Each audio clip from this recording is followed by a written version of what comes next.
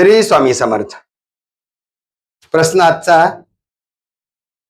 एखाद्या जोडप्याच्या आयुष्यामध्ये घटस्फोट अचानक का व्हावा आणि कारण काय? मित्रांनो, मी आपल्याला एक सांगतो, जसं आयुष्यामध्ये शरीर महत्वाचं आहे तसं आयुष्यामध्ये पत्रिका महत्वाची आहे आणि तसंच आयुष्यामध्ये वास्तू महत्वाची आहे. तर माझं एक मत आहे, आता इथे सांगतो.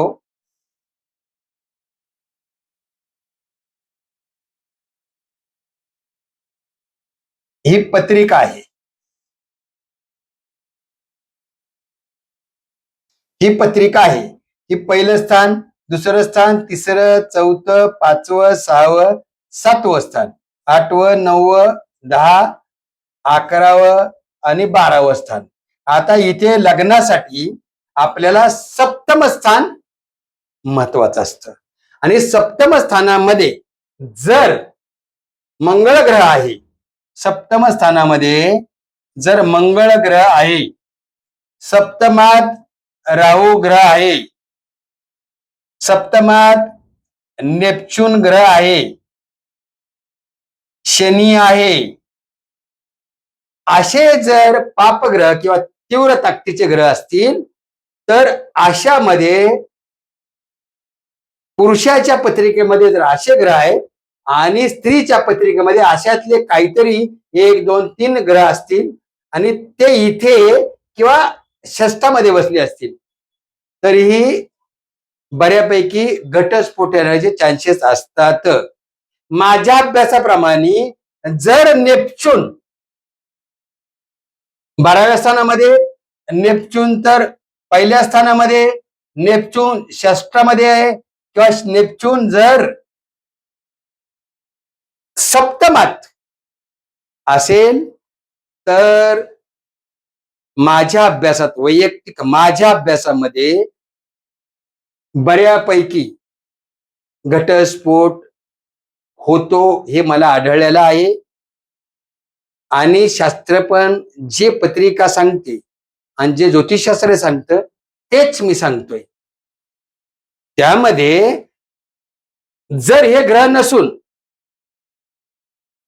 7.5 जर वाईट लागलेली असेल, समजा उदाहरणासाठी राहूच्या मादेशात राहूची अंतर्दशा लागली असेल तरी त्या काळामध्ये संयम जास्त राहत नाही.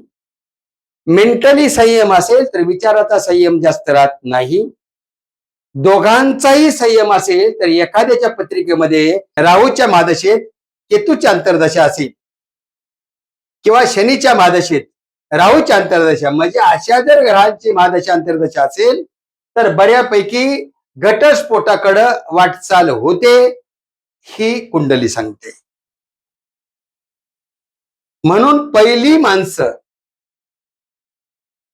50 वर्ष अगोदर बरेच जाणकार, सुशिक्षित किंवा सुशिक्षित कुटुंबातली बरीच वयोवृद्ध मंडळी पत्रिका बघूनच लग्नाचा अट्टहास करायचे. जर पत्रिका बघून अट्टहास केला तर नुकसानाची गणित कमी लागतात आणि विदाउट पत्रिका, बिगर पत्रिकेचं लग्न जमवलं, भगवान भरोसे काम केलं तर देवावर विश्वास ठेवाच, नाही म्हणत नाही, पण तुमची पत्रिका विधात्यानेच बनवलेली आहे. मग त्या विधात्याचं म्हणणं असं आहे, माझ्यावर विश्वास ठेव पण प्रारब्ध मला बदलता येत नाही. म्हणून कुठलंही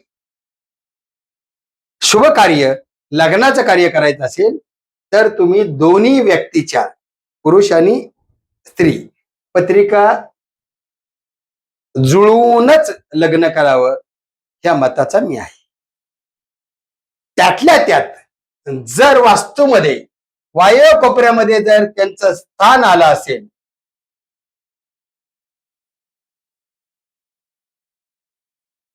तर इथे कटकटी जर होत असतील, वायव्य कोपरा हा कटकटीला सपोर्ट करणारा कोपरा आहे, पश्चिम दिशेमध्ये जर प्रवेशद्वार आला असेल इथेही स्त्रीची महिलेची चिडचिड होते असं शास्त्र सांगतं. आणि त्यात पत्रिका गडबड असेल तर घटस्फोट अटळ आहे अशी कुंडली सांगते, असं ज्योतिषशास्त्र सांगतं. त्यामुळं जर आयुष्यामध्ये घटस्फोटासारखं मोठं संकट आनंददायी कुटुंबावर यायचं नसेल, कुटुंब आनंदी कायम ठेवायचं असेल तर थोडासा त्रास घ्या, अट्टहास करा, दोघांच्या पत्रिका जुळतात का बघा. लग्न करायचंच आहे, प्रेमविवाह आहे, प्रेम विवाह होऊन अरेंज मॅरेज करत असाल तरीही तुम्ही पत्रिका बघा.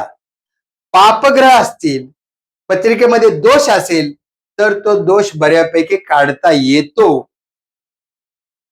मग ते करण्यासाठी आपण पत्रिका दाखवण्याची तसदी घ्यावी आणि पत्रिका दाखवूनच पुढं लग्नाचा अट्टहास करावा.